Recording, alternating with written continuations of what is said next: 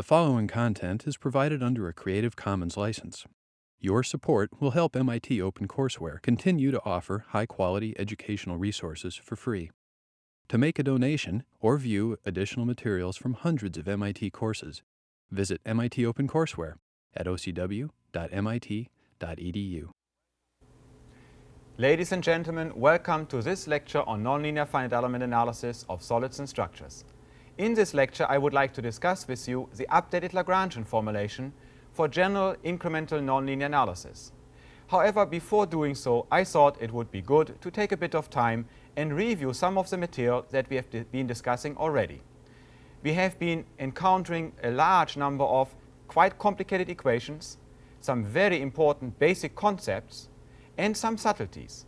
And to really understand all of this material, it is necessary to study it, of course, a lot more than the time that we have allocated so far, but it might help you to just review now some of that material once more.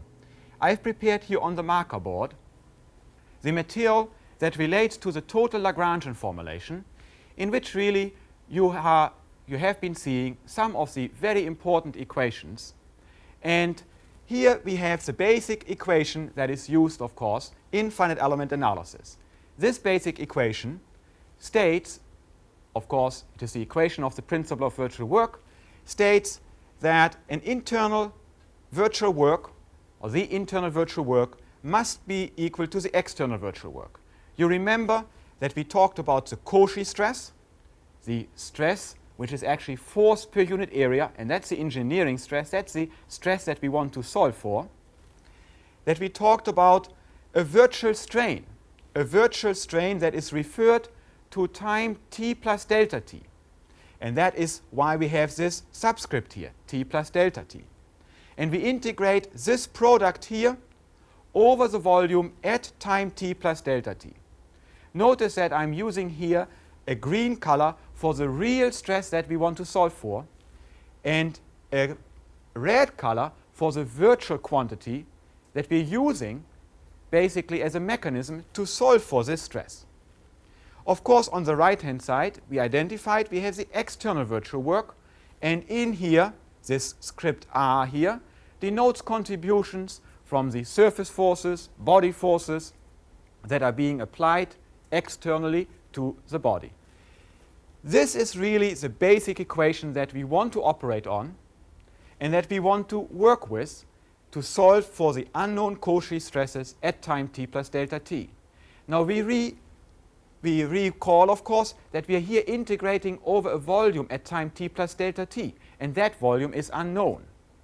Because it is unknown, we cannot very easily deal with this stress measure, and we have therefore introduced a new stress measure, a stress measure that we called the second piola-kirchhoff stress tensor. We introduced this one here. Notice this is a stress at time t plus delta t referred to the original configuration, 0, of the body. It's a capital S, and we have ij as the components of that stress tensor.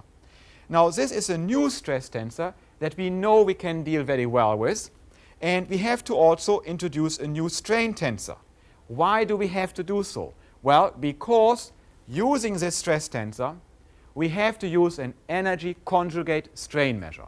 And this green-lagrange strain tensor, the green-lagrange strain tensor, is energy conjugate to the second piola-kirchhoff stress tensor. Having introduced these two quantities, and we looked at the components, how they're constructed, how they are related, for example, in this case, how this one is related to the Cauchy stress, having now introduced these two quantities, we can directly work basically with this equation here.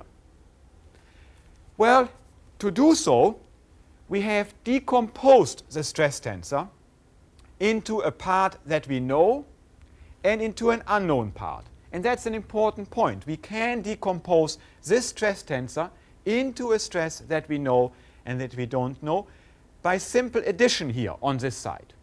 Notice we simply add here, because we add a quantity that is referred to the volume at time 0 to another quantity that is referred to the volume at time 0.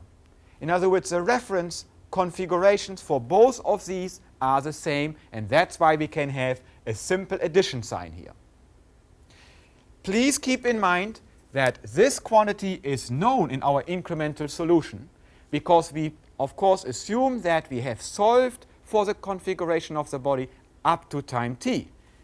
This one is unknown, and this is the reason why I used here black color to show that this is an unknown quantity and distinguish it from the one that is known. We proceed in the same way with the green-lagrange strain tensor. Here we have the equation. The green-lagrange strain tensor at time t plus delta t is decomposed into a quantity that we know plus an unknown quantity, once again in black. So these are the two quantities that we really want to solve for, the increment in the second piola-kirchhoff stress and the increment in the green-lagrange strain. Now we also discussed that the increment in the green-lagrange strain can actually be decomposed into two quantities. One that is linear in the particle incremental displacements ui, and one that is nonlinear in the particle incremental displacements ui. Please read it as follows: linear in ui, nonlinear in ui. Of course, remember that we have so far only spoken about the continuum mechanics. In other words, we have not really at this point said anything about the finite element discretization. We also referred, however, in an earlier lecture to the fact that if we do interpolate infinite element analysis, then using continuum elements for the analysis of solids and structures, the incremental nodal point variables are linearly related to these incremental particle displacements.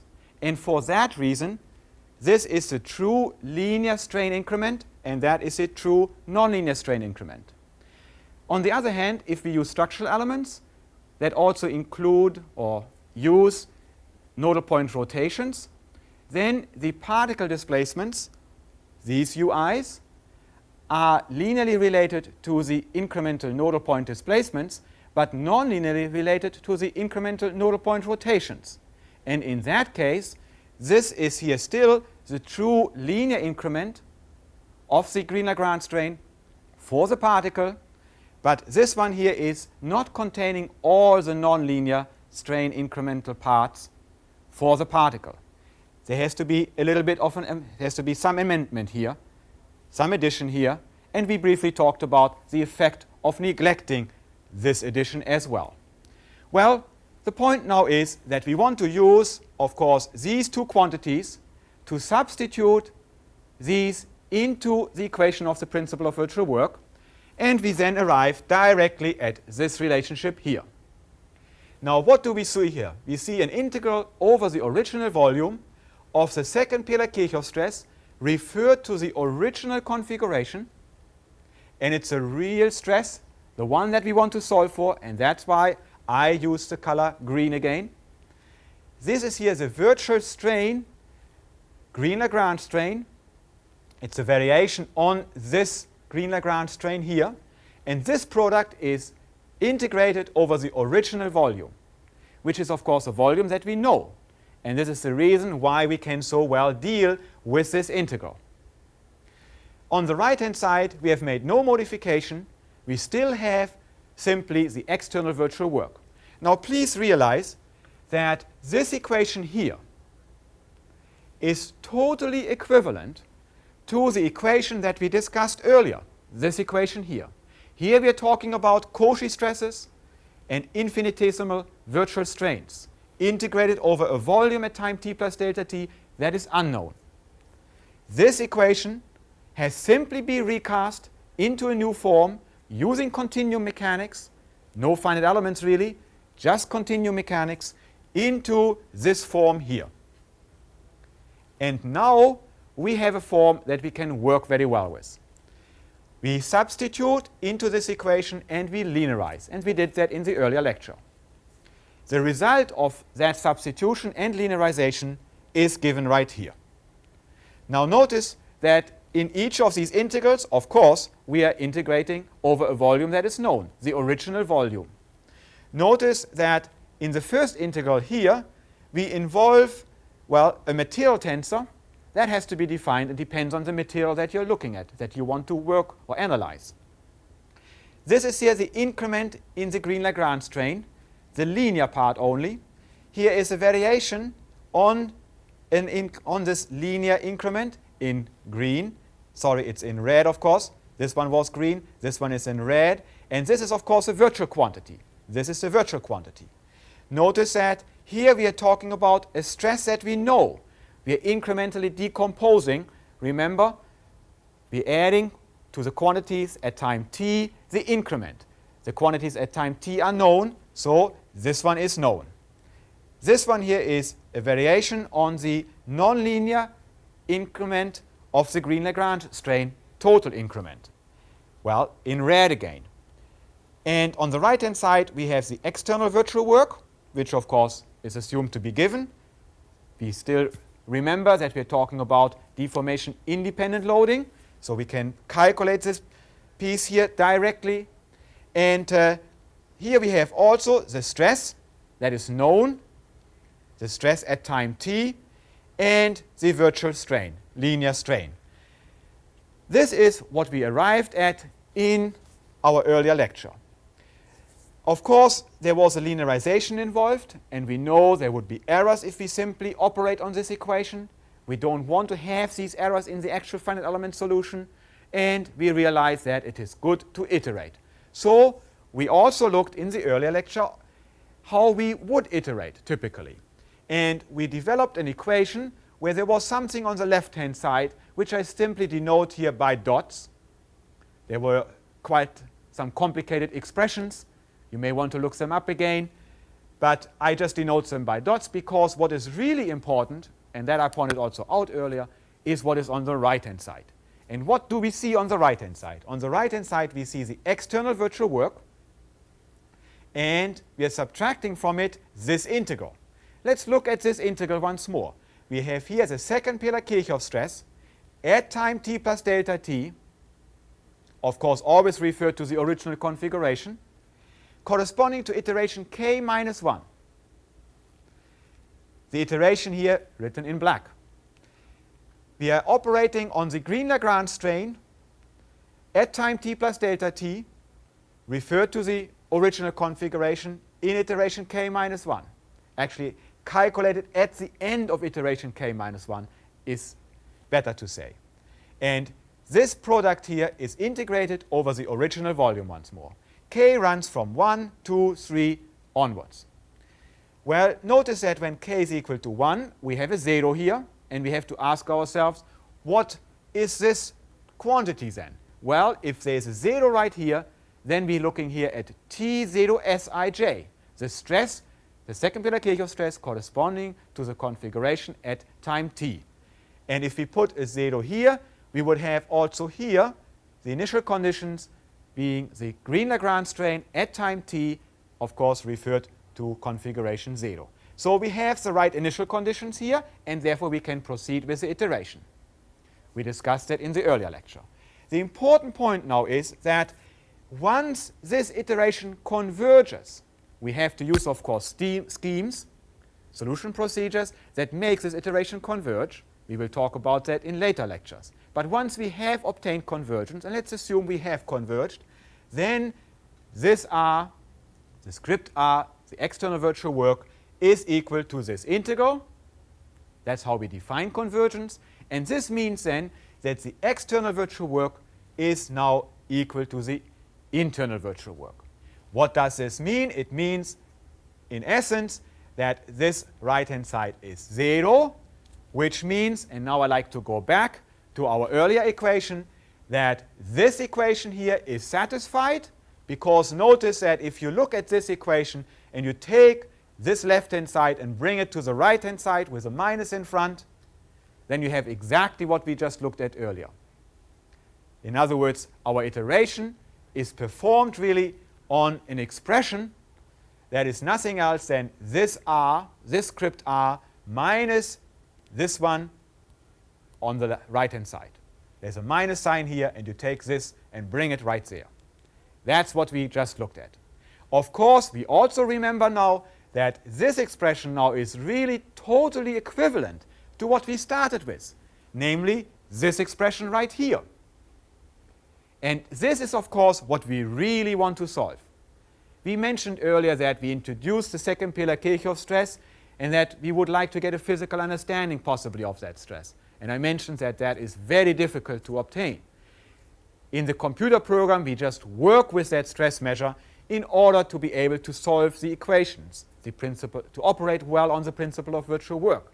What we really want to do, of course, is to solve this equation right here. This is the equation. That is a physical stress that we want to solve for. Well, since this equation is totally equivalent to that equation, and looking at this equation, if we take this left-hand side, bring it to the right-hand side, of course there's a minus appearing there, we do obtain what we see right here at convergence, of course. We operate properly on the principle of virtual work. So this really closes, so to say, the loop, and I hope it helps you to have this overview in understanding of what I discussed earlier with you. But let's go one step further. In the finite element discretization, we obtain from this equation here, I haven't listed what is on the left-hand side, you can look it up, we obtain directly this equation here.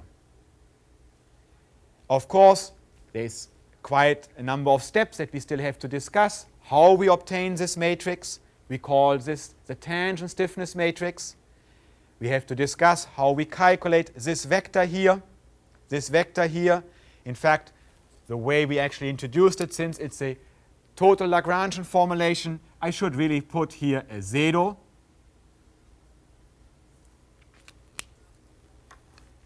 We have to discuss how we can calculate this vector for different elements, etc. And there is a lot still to be learned. But remember that up to here, we only talked about continuum mechanics.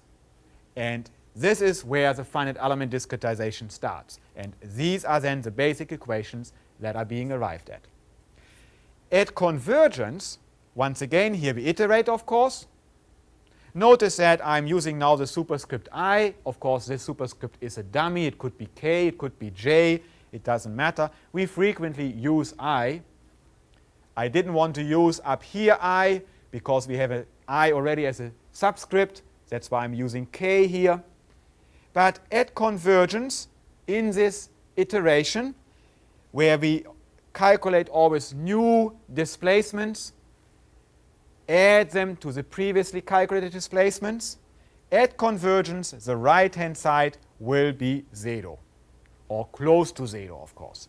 Well, this means that we arrive at this equation right here, because when the right-hand side is 0, we satisfy that t plus delta t r is equal to t plus delta t f, and if you like, here also we may want to introduce this little 0, signifying that we have used the total Lagrangian formulation to calculate that f.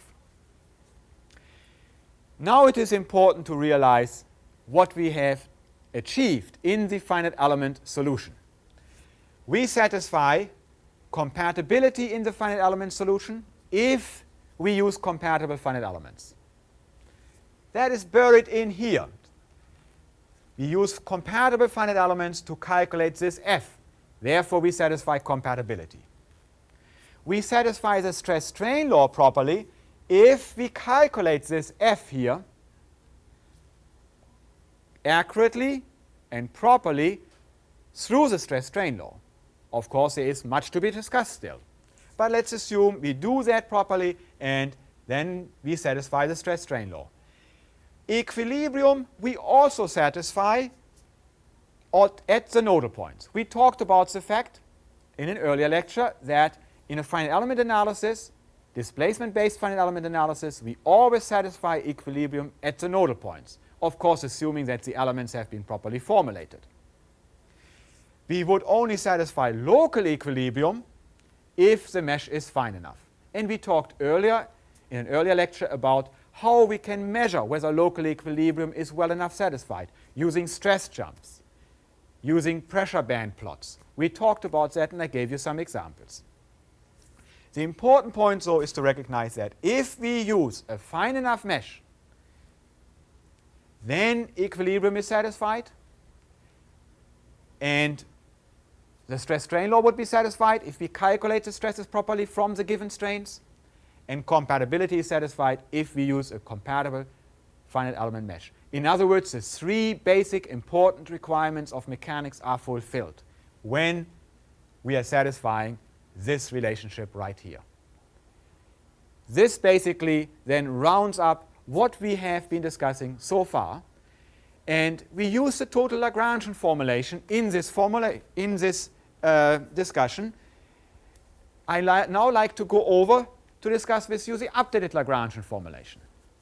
The interesting point here is that we use a stress measure that is referred to the original configuration, and so a strain measure that is referred to the original configuration. I mentioned earlier already that we want to deal with a certain configuration that is known. The reason, of course, being that we want to incrementally decompose this stress into a quantity that we know plus a quantity that we don't know, and that incremental decomposition should involve stress measures that are referred to a configuration that is known. The same for the strains. Well, since we have calculated all the configurations from time 0 to time t already, a natural question to ask is, why don't you use a configuration other than 0, say the configuration at time delta t, 2 delta t, or t? Well, in the updated Lagrangian formulation, we indeed use the configuration at time t as a reference configuration. And so we deal then with the stress, second piola-Kirchhoff stress, referred to the configuration at time t.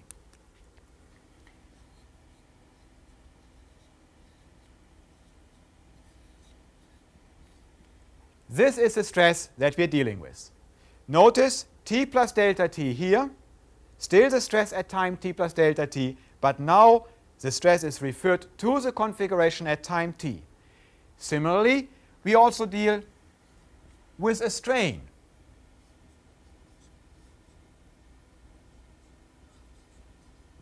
The green-lagrange strain at time t plus delta t, but referred to configuration at time t. We could, of course, ask, well, why use the configuration at time t? Why not use some configuration in between? The answer is, and I gave it to you already in an earlier lecture, the answer is that you're losing all the advantages of the total Lagrangian formulation, and you're losing the advantages of the updated Lagrangian formulation. You're left only with the disadvantages. So there's very little point really in trying to solve the principle of virtual work using another configuration other than 0 or t. Let us now look at the details of the updated Lagrangian formulation. And here I have now prepared some view graphs that show all the equations that we are operating on. The principle of virtual work, once again, is given right on this first view graph. We always start with the basic principle of virtual work. And that is written here. This is once again the Cauchy stress, the stress that we are actually interested in solving for. This is the infinitesimal virtual strain. Internal virtual work is equal to external virtual work. Now, with the stress measure that I just mentioned to you and the corresponding strain measure, substituted for these stress and strain measures, we obtain directly this equation. Notice that here on the left-hand side, we have an integral that is exactly equal to this integral here. And that we are not talking here about finite elements yet. It's all continuum mechanics at this point. The second piola-Kirchhoff stress here, referred to time t, is of course defined as the same way as the second piola-Kirchhoff stress as before, when it was referred to time 0, but what we have to do now is introduce this t whenever we used the 0 before in the equation linking up the Cauchy stress with the second piola-Kirchhoff stress. We already know the solution at time t, so we know basically these quantities here, and we can therefore now decompose directly the stresses into a stress that we know and an increment. Similarly we do for the strains. It's now interesting to observe that this stress here is nothing else than the Cauchy stress. If you were to plug into the formula that I gave you earlier, which once again expresses the second piola-kirchhoff stress in terms of the Cauchy stress, you would simply see that this quantity is nothing else than the Cauchy stress. And therefore we have that now here, and of course we carry this part on in that equation here. The green-lagrange strain, if written out, one directly identifies that this part here is 0, because we are using only the increments in displacements from time t to time t plus delta t, and we are left with this part here, which is unknown.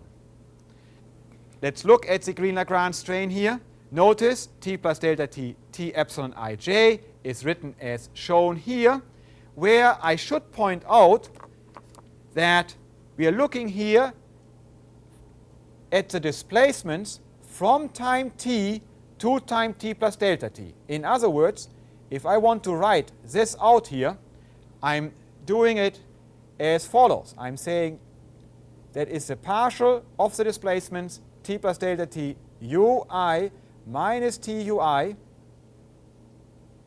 with respect to txj. Notice that here we are subtracting from the displacements at time t plus delta t the displacements tui. So it's the incremental displacement that we're dealing with. And we're differentiating with respect to the coordinate at time t. Similarly, of course, we define these expressions here, and those expressions and those expressions. Notice, just to emphasize this point, that this here is nothing else than ui. And if we now substitute from here into there, we directly recognize that this term is in fact the same as that one, which is expressed already on the earlier view graph. Notice, linear part here, nonlinear part there. This part here, of course, I like to just write out for you once more, is nothing else than partial ui with respect to txj. Notice, here we have a product in incremental displacements, and that's why it is, of course, nonlinear. It is interesting to compare this expression for the green-Lagrange strain, for the incremental green-Lagrange strain, to the incremental green-Lagrange strain of the total Lagrangian formulation. And if you do so, you find that the major difference is that in the total Lagrangian formulation, you have an initial displacement effect. Here, we do not have an initial displacement effect. And in fact, that is one of the advantages of the updated Lagrangian formulation. We can now define, just as in the total Lagrangian formulation, a linear strain increment and a nonlinear strain increment, of course linear in the incremental displacements of the particles, nonlinear in the incremental displacements of the particles. And this means that directly we obtain this expression here, and the variation on here, of course, on this total green-Lagrange strain increment is simply given by these two additions. The equation of the principle of virtual work now becomes, substituting from what I just discussed with you, directly this equation. Notice we have here now the external virtual work, just as before, and we have here the internal virtual work corresponding to the stresses at time t. And these are actually the Cauchy stresses, the real stresses. This is here again our out of balance virtual work, so to say. On the left-hand side, we have one part that includes an increment in the stress, referred to time t now, because the t configuration is our reference configuration. and we are multiplying it by the variation on the total green-lagrange strain increment. That's one integral over the volume at time t, and here we have the Cauchy stress times the variation on the nonlinear part of the green-lagrange strain increment. Given a variation in displacement delta ui, of course we can calculate the right-hand side, but we recognize that on the left-hand side we have unknown displacement increments and there will be nonlinearities occurring on the left-hand side. Remember that so far no approximations have been made. This is a statement that is valid for any amount of deformations, any amount of displacements, rotations, and strains. Just as in the total Lagrangian formulation, the equation of the principle of virtual work in the updated Lagrangian formulation is, of course, a very complicated equation, highly nonlinear in the incremental displacements, and we somehow have to linearize. Because we want to obtain a finite element solution, we linearize first the principle of virtual work equation, and then we are ready to obtain an equation as shown here, which is very much like the equation which we are operating on using the total Lagrangian formulation. Notice, because we are dealing with the updated Lagrangian formulation, we now have a t here and we have a t there, meaning the reference configuration is the time t configuration, and here as well. We begin to linearize the terms just as we have done it earlier in the total Lagrangian formulation, and we recognize that this term here is already linear in ui. That is quite simply seen because the stress does not contain ui, it's a known quantity. The variation on this part here gives us this expression, and we recognize that this is linear in ui because here we have the unknown ui appearing. This is going to be a constant for a given variation in displacements, and this is here also linear in ui. This is going to be a constant for a given variation in displacement, and so we have a linear part here in ui. No linearization required here. Let us now look at the next term. Here we have the increment in the second piola-kirchhoff stress times the variation on the increment in the green-lagrange strain integrated over the volume at time t. We recognize that Tsij is a nonlinear function in general of the increment in the green-lagrange strain. If we take the variation on that increment in green-lagrange strain, we obtain these two terms, and we recognize that this is also a linear function of ui. Therefore, in this product, we have to neglect now all higher order terms in ui. First, we recognize now that Tsij can be written as a Taylor series expansion, as shown here. Notice that Tsij is equal to one first term plus higher order terms. These higher order terms we neglect. If we look at this term here, we recognize that we can substitute for this term as shown here.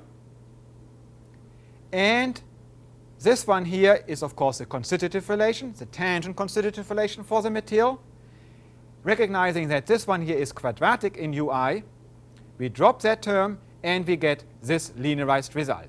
Notice that here we have a constitutive tensor referred to the configuration at time t. In the total Lagrangian formulation, we had here a 0 instead of a t. Well, if we now look at the product that we wanted to linearize again, we have this product on the left-hand side, which is now approximately equal to this term here. This already we derived as a linearization to that term. Here we are substituting for that term here. Notice that if we multiply out, we directly obtain this relationship here. This one here does not contain ui, of course, and this one here is linear in ui. This means that since this one also is linear in ui, that we have here a quadratic term in ui.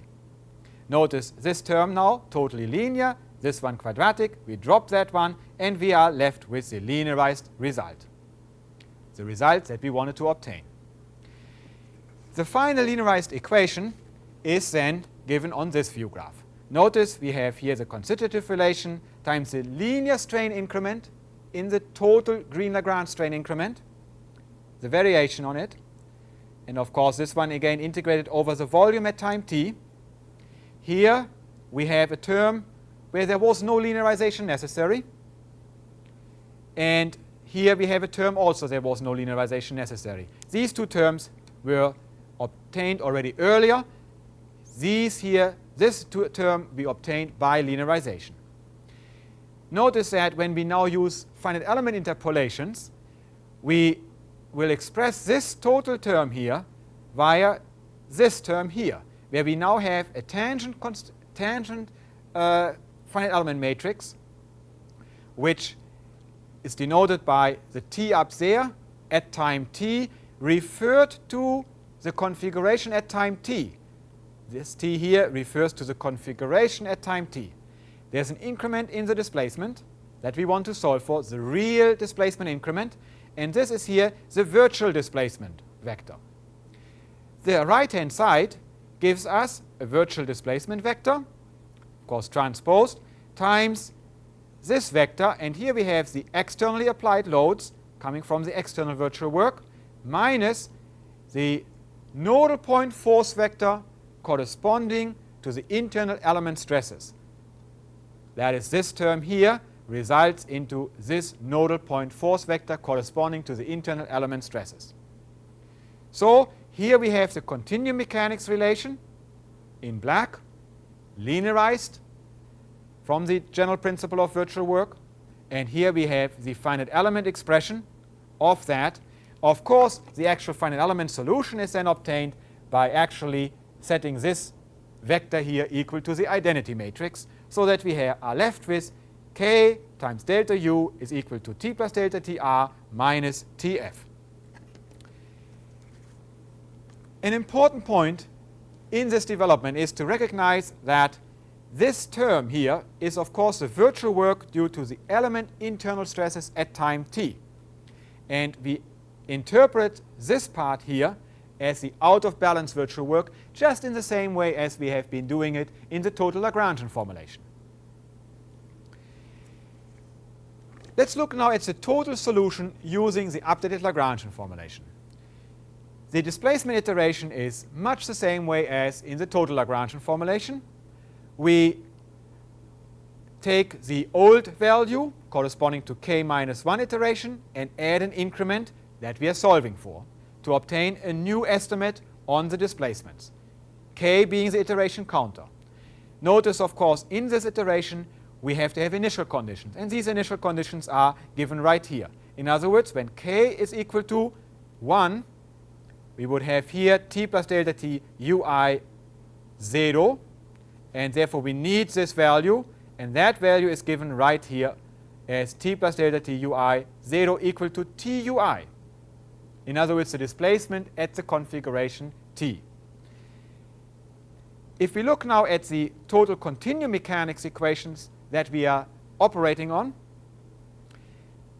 I should say one continuum mechanics equation really, which of course gives us then in the finite element discretization the set of simultaneous equations that we will be working with. This continuum mechanics equation looks as follows. On the left hand side we have the tangent constitutive relationship times an increment in real strains that we want to solve for in iteration k. These are the virtual strains. We integrate that product over the volume at time t. That of course holds for any one of these integrals. And here we have now the actual stresses, the real stresses that we know already, which correspond to the configuration at time t.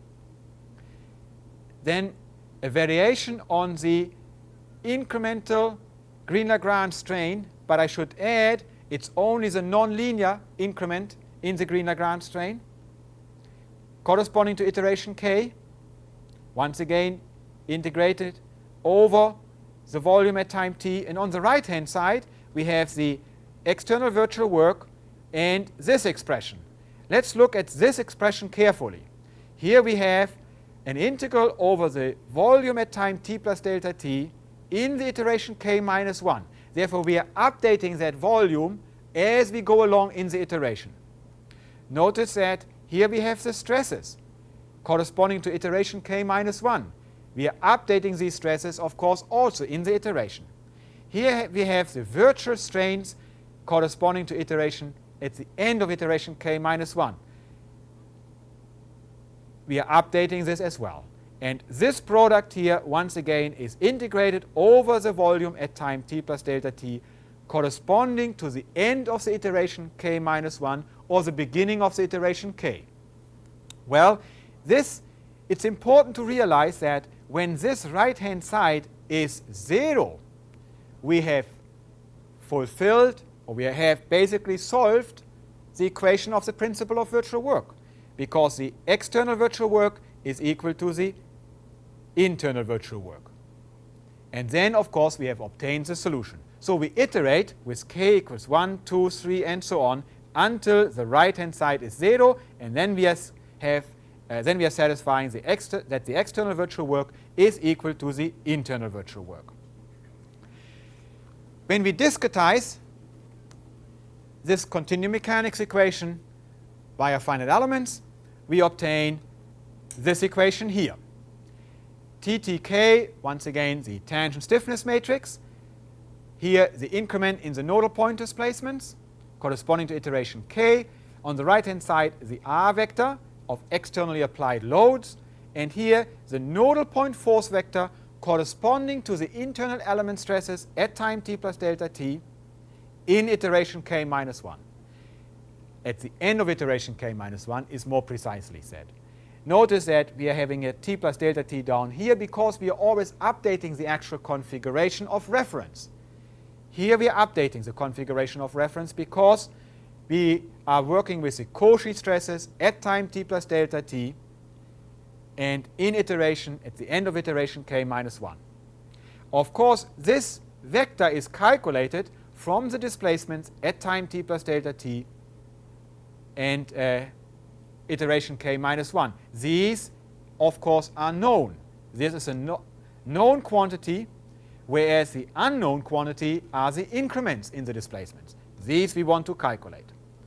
We iterate until, with k equals 1, 2, 3, and so on, until the right-hand side is 0.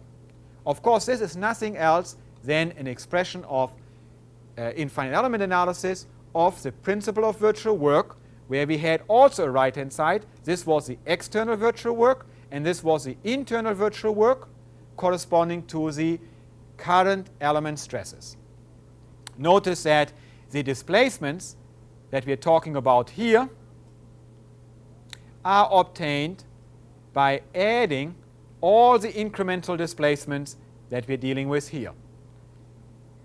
We are taking these and add them all up as expressed in this summation sign here. J goes from 1 to k to get, and we take that sum, of course, and add it to tu, the displacements corresponding to configuration time t, to get the displacements corresponding to the last iteration.